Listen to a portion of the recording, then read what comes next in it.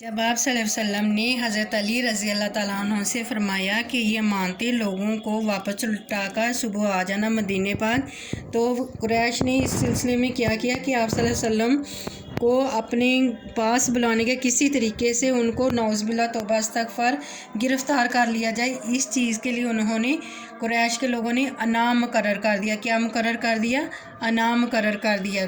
تاکہ انعام اس لیے مقرر کیا کہ لوگ لالچ میں آ کے بتا دیں کوئی اس طرح کہ شاید کسی کو پتہ ہے کہ وہ آپ صلی اللہ علیہ وسلم کہاں ہیں۔ تو قریش نے کیا مقرر کیا تھا؟ انعام مقرر کر دیا۔ قریش نے اعلان کیا کہ جو شخص نعوذ باللہ استغفر اللہ آپ صلی اللہ علیہ وسلم کو گرفتار کر کے لائے گا اسے 100 سرخ اونٹ انعام دیا جائے گا۔ کتنے اونٹ انعام دیا جائے گا؟ 100 سرخ اونٹ انعام دیا جائے گا۔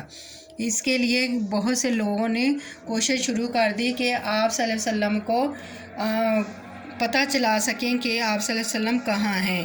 تو آپ صلی اللہ علیہ وسلم ایک غار میں تھے اور آپ نے اسی غار میں 3 دن تک قیام کیا، اور نعوذ باللہ بہت سے لوگوں نے آپ صلی اللہ علیہ وسلم کو گرفتار کرنے کے ارادے سے جگہ جگہ ڈھونڈنا شروع کر دیا تاکہ وہ جلد از جلد انعام حاصل کر سکے۔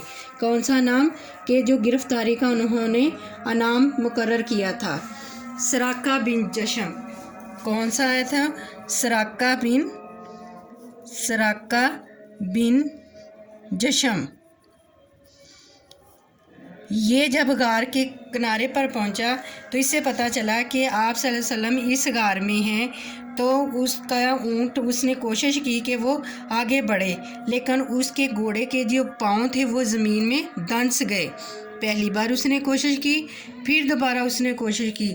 جب تیسری بار اس کے گھوڑے کے پاؤں مکمل طور پر زمین میں دنس گئے تو اس نے نیچے اتر کر آپ صلی اللہ علیہ وسلم کی خدمت میں حاضر ہوا، تو کہنے لگا کہ اے نبی پاک صلی اللہ علیہ وسلم، آپ مجھے معاف فرما دیجئے، میں غلط ارادے سے آیا تھا، لیکن میں آپ صلی اللہ علیہ وسلم پر ایمان لاتا ہوں۔